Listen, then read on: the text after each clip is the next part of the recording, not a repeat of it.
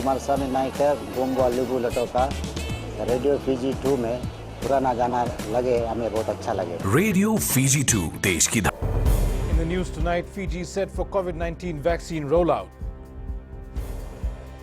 President says government's effort is a new dawn. And gender equality emphasized on Women's Day. From the studios of FBC Suba, Edwin Nunn. Bulawanaka, Fiji. The first COVID-19 vaccine jabs will be administered on Wednesday. Minister for Health Dr. Ifiremi Wangainambete says they will be prioritizing the registration of frontline workers over 2 days, with 6,000 set to receive the vaccine.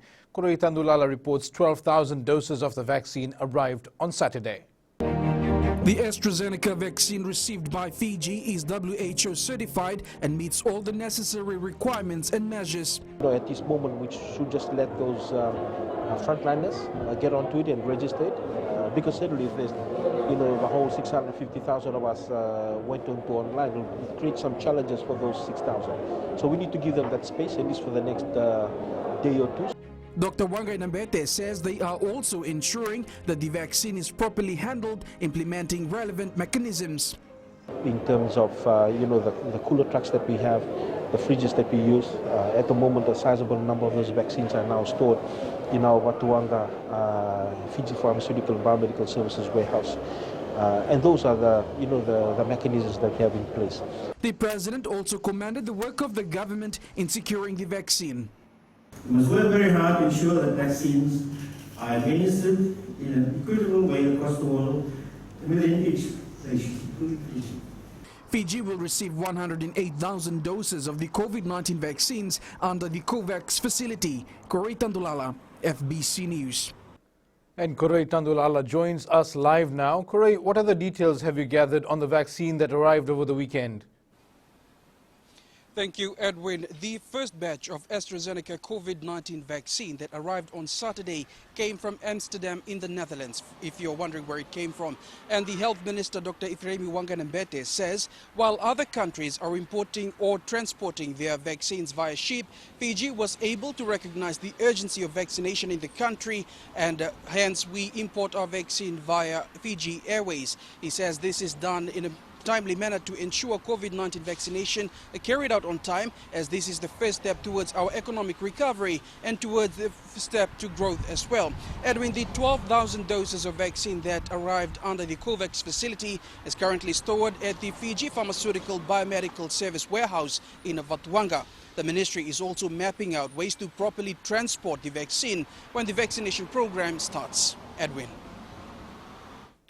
Minaka Koroi, the celebration of Commonwealth Day is a new dawn for Fiji following the arrival of the COVID-19 vaccines. Speaking at the Commonwealth Day and International Women's Day celebrations at State House this morning, President Chochi Konrote said this is a major step by the government. Sanya Nimboilar has more. Major General retired Konrote also thanked Commonwealth member countries that supported the initiative. As that new dawn is arriving, we should be proud that we are meeting it together as a true Commonwealth of nations. And it's in the times like these that we are all called to be more caring and compassionate towards one another and work together selflessly. While delivering Her Majesty Queen Elizabeth II's Commonwealth State message, British High Commissioner to Fiji, George Edgar, highlighted that this is a time to reflect on the experiences we faced last year as COVID-19 ravaged Commonwealth countries. Stirring examples of courage, commitment and selfless dedication to duty have been demonstrated in every Commonwealth nation and territory, notably by those working on the front line who have been delivering healthcare and other public services in their communities. Commonwealth Day themed Delivering a Common Future, Innovating, Connecting and Transforming was attended by the Prime Minister, government officials and members of the diplomatic corps. There are 54 countries in the Commonwealth, including Africa, Asia, Europe, America and the Pacific. Sainia Nimboila, FBC News. The role of women in society is paramount in eliminating gender-based discrimination, says Permanent Secretary for Women Jennifer Poole. She says COVID-19 has amplified problems, making them more difficult to solve. Jeshulal reports. Women play a huge part in many sectors, making concrete contributions. The COVID-19 situation has also highlighted the centrality and importance of women in holding our societies together as they carry most of the responsibility, be it at home, in hospitals, laboratories, quarantine hotels, schools or markets, or in caring for the elderly and the children. U.S. Charge d'Affaires Tony Grubel says educating women is a key factor in promoting gender equality. One of their focal areas is advocating gender equity through education, training, and career opportunities. Through U.S. aid, the United States government is pleased to support the studies of 30 association members in project management practice. In Fiji, as in elsewhere, the economic impacts of COVID-19 are being disproportionately felt by women who earn less than men and have little or no savings, work in jobs with little security or little protection. The hashtag Choose to Challenge program was implemented today by the Women Ministry in partnership with US Aid, whereby 130 women graduated from project management course, which aims to promote women leaders within organizations. Jeshulal, FBC News. And Jeshulal is at a candlelight vigil marking International Women's Day and joins us live. Jeshu, what does the event signify? Thanks, Edwin. A large number of women have gathered here at the Fiji Women's Crisis Center office, and this vigil is held for those women who have fallen victims of domestic violence and rape. Women play a critical role in society as 63% of women alone are health workers in Fiji, and social workers, 80% of market vendors rather, are women here in Fiji. Also, an anti-rape campaign has been launched to advocate on the consequences of rape. Stakeholders from around the country have joined hands together to ensure that women are protected in society. Edwin. Inaka Jeshu. Marking International Women's Day at State House this morning, Dr. Sanjita Mangubhai said the contribution of women to society is immeasurable and should be commended. As a leading marine ecologist for 18 years, Dr. Mangubhai noted the role of Itoke women in the maritime sector is enormous and should be supported. Sanya Nimboila reports. As one of Fiji's finest marine ecologists, Dr. Mangubhai says the leading role of women in the fisheries sector is no exception. Contribution that women make to fisheries in Fiji. Just last week we had a journal article in an international journal got published that really highlights this vital contribution that Itoke women make to our fisheries sector. Dr. Mangubhai says it's about time Fiji allows equal opportunities for both genders. Today is worth reflecting on that and making sure that we are allowing women and really supporting women to have, an equal voice and equal rights in Fiji. President Major General retired Chochi Kondote says despite violence, climate change and the COVID-19 pandemic, women continue working and saving lives. I don't want to give the impression that women are just victims. They have also been leading the COVID-19 response to save lives, empower communities as community leaders, medical professionals, humanitarian workers, development specialists, and caregivers. International Women's Day 2021 themed Achieving an Equal Future in a COVID-19 world is being celebrated around the country today. Sainia Nimboila, FBC News. Up ahead, state of natural disaster ends in the north. And prosecution obtains CCTV footage of alleged murder.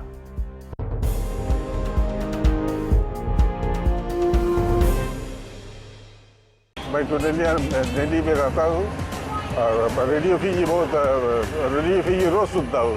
Radio Fiji 2 देश की धड़कन.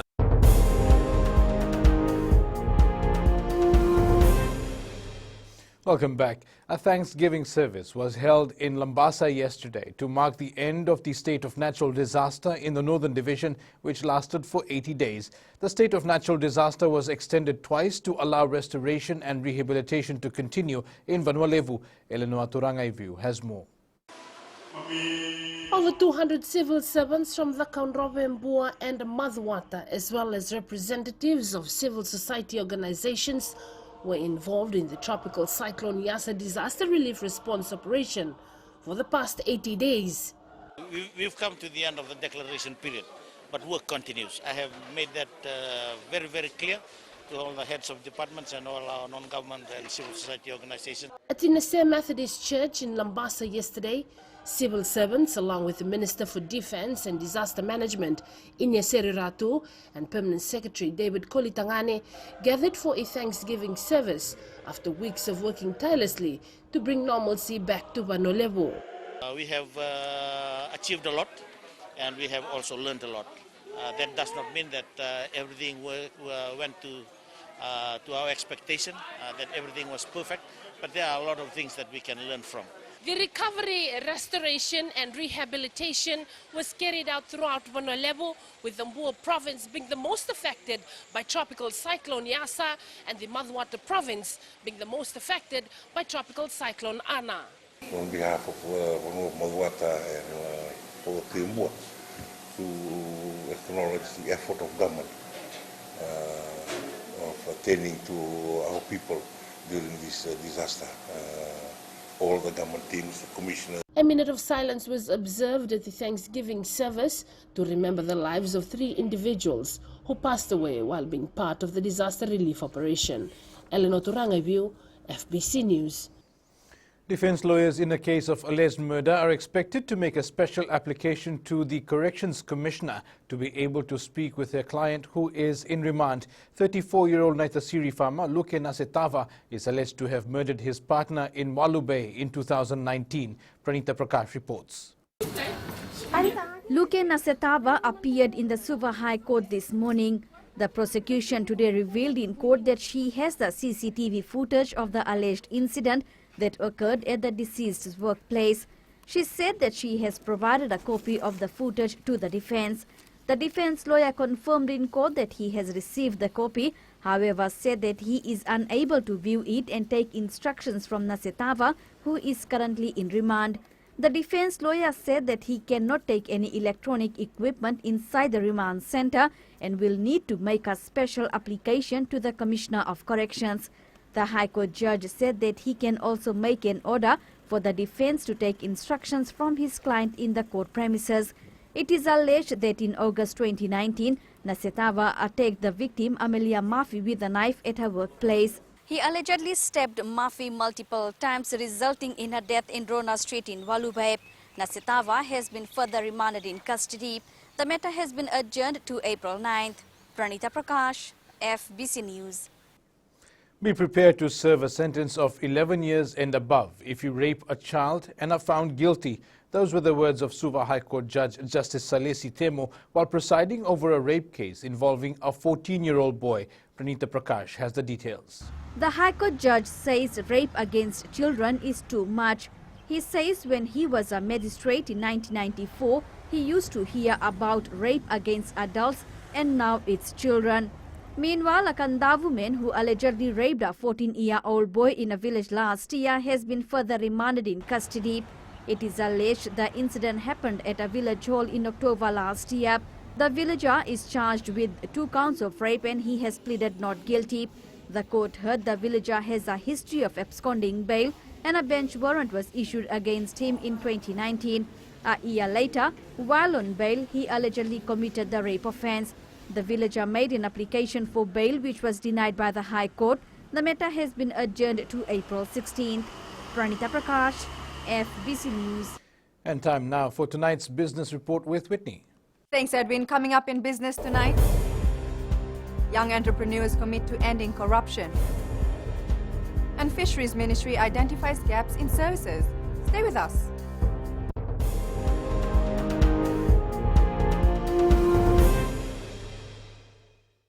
Bola, Angonoa, ilutoka, lutalita ka ng Bula FM, bertini number 2 NSR. Bula FM, number 2 NSR.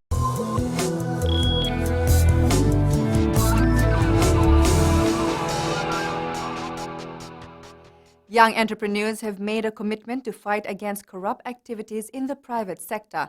This comes as the Young Entrepreneurs Council today launched its Integrity Workshop Outcomes aimed at taking collective anti-corruption action. Lina Rees has more. Council Chair Watesoni Nata says the Integrity Workshop outcomes, together with the changes brought on by COVID-19, have pushed young businesses to re-strategize and think outside the box. Entrepreneurial members have formed partnerships with each other or with other businesses to carry on their drive for services, for the provision of services, the provision of products to sort of enlarge on their scope of business. So there's a lot of collaborations and partnerships going on. The Fiji Commerce and Employers Federation is keen to work with young people who are looking to ensure business integrity within their ventures. Your commitment that you have made today to fight against the corrupt activities is a commitment that FSEF supports wholeheartedly. And so we stand here ready to support you youth entrepreneurs. Members of the Young Entrepreneur Council aim to take these changes and champion the way forward for business integrity. Lina Rees, FBC News. Sharon from HFC Bank joins us now with the latest from the money market. Good evening. A quick look at our local stock exchange. 120,000 shares valued at around $143,000 were traded in 24 transactions last week. The market capitalization for the week fell by 0.88% and concluded at $3.39 billion. In active trading today, the US dollar fell against major currencies of commodity exporters. This came after investors increased their bets on countries expected to benefit from rising prices for oil, metals and other goods. This caused the Aussie dollar to rise 0.3%, while the Kiwi dollar was up 0.18%. Both currencies are in demand because of their links to the global commodities trade. The greenback fell slightly against the British pound and the euro, but held at multi-month highs against the yen and the Swiss franc because of rising treasury yields. And that's all from your HFC Bank for now. Inaka. Here are the local exchange rates as set early this morning. Overall, the Fiji dollar was pegged higher than most of the currencies we cover. It gained on the Chinese yuan, the Aussie dollar, the euro and the Japanese yen, but was down slightly versus the US greenback, the kiwi and the kina. Commodity prices were on the rise. Oil prices continued to climb up about $3 and approaching $68 per barrel. Gold rose sharply to close at $1,710 per ounce, and silver was up by 70 cents to $25.87 an ounce. The Ministry of Fisheries has identified gaps in its services in remote communities of the Lau Group. During a recent trip, Permanent Secretary Panem Balanambuli admitted that services need improvement, especially after a natural disaster. Apanisa Wangai Randover reports many people in Lau are now relying on fishing for their daily livelihood and income.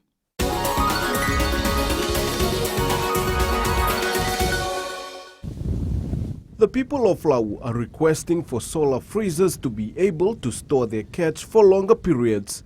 We have very limited resources with us, but if we have this solar freezer, and we will be able to go and fish, bring it over, and can ship it and sell it over to the urban areas. The Permanent Secretary says the government will complement the efforts made by these communities. So for us providing equipment like solar freezer, for instance, or boats, and the fishing nets, for instance, those are the kind of things that we can do. The ministry currently has 24 fully functional ice plants across the country. The people of Lau are finding difficulty accessing government services, and Balanambuli has admitted there is only one service center in Lakemba, and their main problem is transportation. So I've heard on this trip that the 23-footer boat that we have is not enough to reach out to the islands like Como and Mode. So perhaps those are the areas that we need to support. We have some presence here in Lau. We now need to ensure that the transportation issue is sorted. Fish-focused communities in Lau will be receiving assistance through a United Nations $1 million initiative. UN Resident Coordinator Sanaka Samorshina says this will be at a household level and they will target those who lost their fishing equipment during the recent cyclones. Apiniso Wangarandobu, FBC News.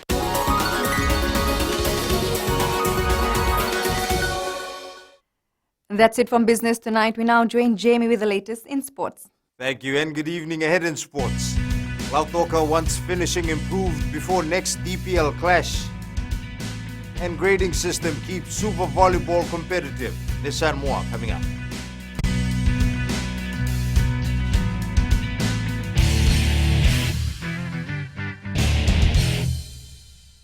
Hi, I'm Ini from Raki Raki. I love Gold FM, only the classic hits. Gold FM, only the classic hits.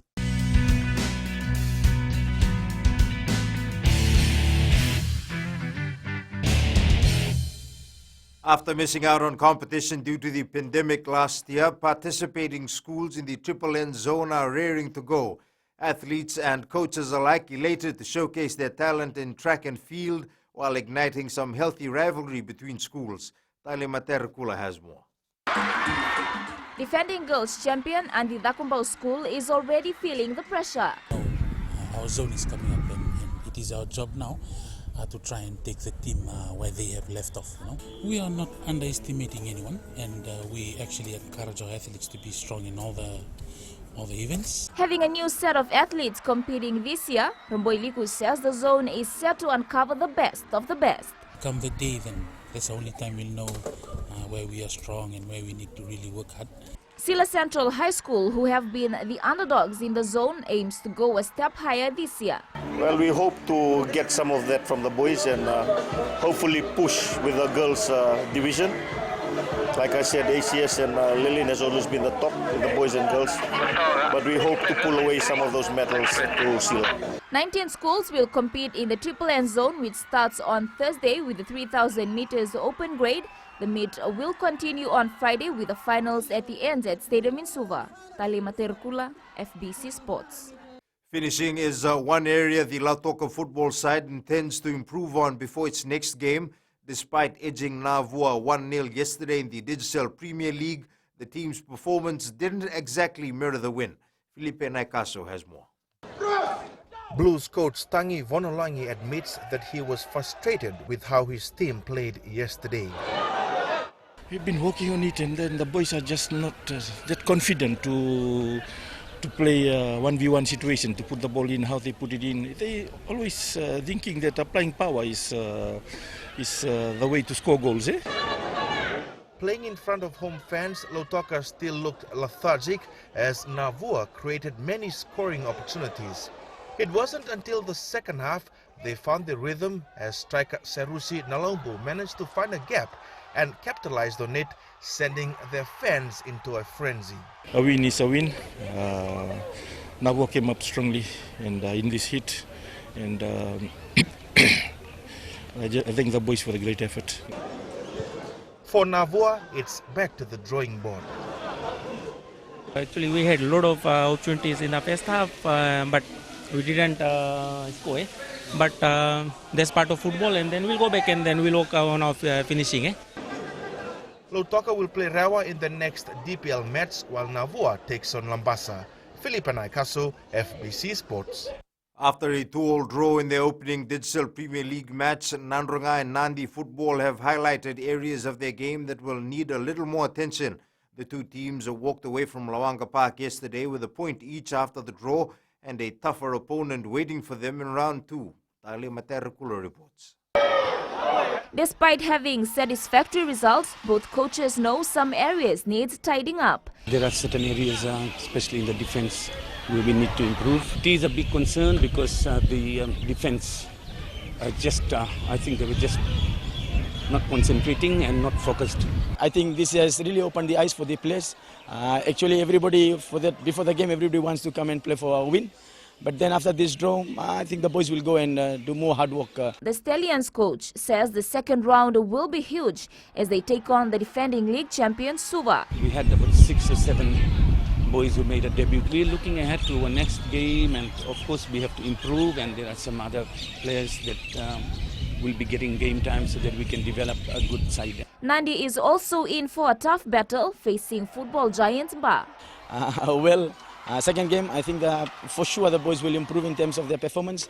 And of course, we need to work hard to play Ba. Nandi and Ba will play the second round of DPL on Saturday at 3 p.m. at the FA Academy ground in Ba, while Nandronga hosts Suva at Lawanga Park on Sunday at 3 p.m. Talima Terukula, FBC Sports. The absence of 4 key players from the Suva football side did not hinder efforts to get its Digicel Premier League title defense off to the right start. Captain Felipe Mbarabilala, Christopher Wasasala, Yosefo Verbo and Kalisito Vekoka were dropped from the matchday squad before Suva's DPL derby against Rewa yesterday due to disciplinary issues.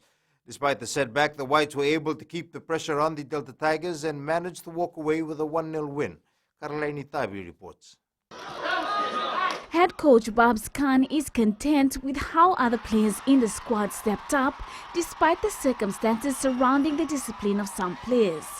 I mean, they would have made a difference if they would have been here, but, you know, it's football, you know, it's about team. You know, if you want to be in the team, you got to step up, come in, training every day, you know, and play.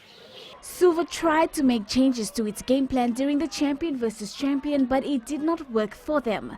For the match against Sarewa, Khan says they stuck to their philosophy and managed to win. We'll just play our own style of football. We wanted to bring some changes for the All League, but I guess we just stay to our own philosophy. The lone goal scorer Ramzan Khan, who recently switched from Rawa, has adjusted well to Suva's style of play. So it was a very good experience with getting a new boys with the Suva side, and this is my first game with the Suva, and I'm well settled down with the boys, and I did it well, and my boys did hard work, and we win and get 3 points. Suva and Lautoka are currently leading the DPL standings with 3 points each after round 1. The capital side's next match will be against Nandronga at Lawanga Park in Singatoka on Sunday at 3 p.m. Karleni Tavi, FBC Sports.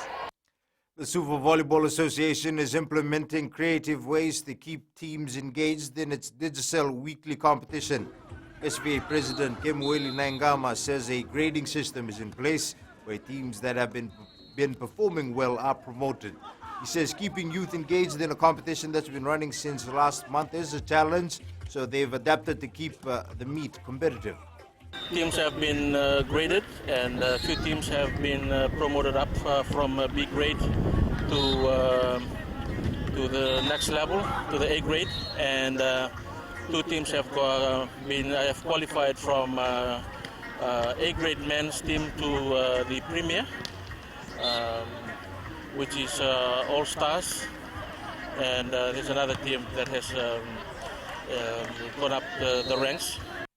The final selection for the national women's cricket team will be made next month. Head coach Joeli Mateawa says since the introduction of its high-performance unit, there's been an increase in female participation in the sport, allowing for a bigger pool of women cricketers to select from. The women's selection will be the first term holiday where they have their national cricket competition. That's where we will pick a squad to Fiji for the qualify to Samoa. That's it from Sports Tonight and New Media. Twitter explores undo send feature. This and more coming up.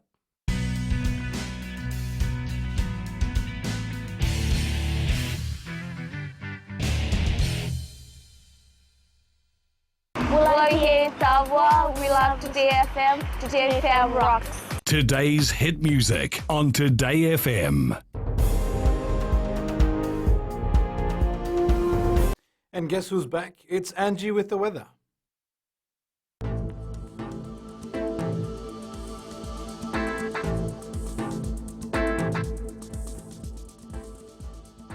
Buenasia and welcome to the Weather World. It's so good to bring you the weather updates again. Well, hope you enjoyed the day. The sun was outstanding. Keep yourselves hydrated. Now, checking out the west, sunshine was super hot. I can only imagine the amount of heat that side. Eastwards from Pekhabarasuva, clear spells with no sign of rain. And up north, clear as well. The sea was something to look at. It looked like a scene. At sea, southeast winds 15 to 20 knots, moderate to rough seas. We should note a damaging heavy swell warning is in force for coastal areas from Natondola through to Pacific Harbour and other southwest shores. Some big waves expected. Now turning to the tides, low tide at 9:09 p.m. with high tide at 3:27 a.m. Sunrise at 6:07. For tomorrow, sunshine is more likely to break through the clouds, so you can be carefree as you can do the things you love on a settled day. Tomorrow's temps, bar looks more under sunshine. It will be warm at 34 degrees, but it feels like 37 or more. And looking further on to Wednesday, few showers expected just to cool off all this heat. Well, that's all the weather news from my end. Happy International Women's Day. Have a great evening. Thank you, Angie. And in Fijian Pulse tonight, we ask, what do you think about the launch of the Digicel Premier League?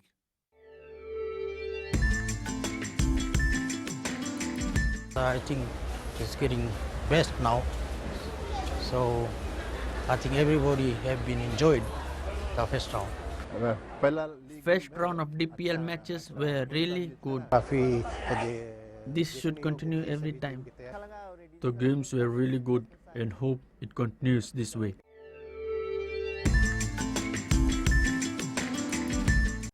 And recapping our main stories, Fiji is set for COVID-19 vaccine rollout. President says government's effort is a new dawn, and gender equality emphasized on Women's Day. For these stories and others, you can tune in daily to our sister radio station, Gold FM. To our poll question, last week we asked, will you take the COVID-19 vaccine shot when it's available in Fiji? 54% answered yes. This week we are asking, should more awareness be created on gender equality in Fiji? Visit our FBC News website to answer. And on to our shot of the day, a beautiful day in Nangere Sabu Sabu, sent in by Satyaram. You can send us newsworthy pictures and videos by email, fbcnews@fbc.com.fj, or share it with us via our various social media accounts, including Facebook, Twitter, and Instagram. That's your news this evening. I'll see you again tomorrow. Until then, stay safe for the month.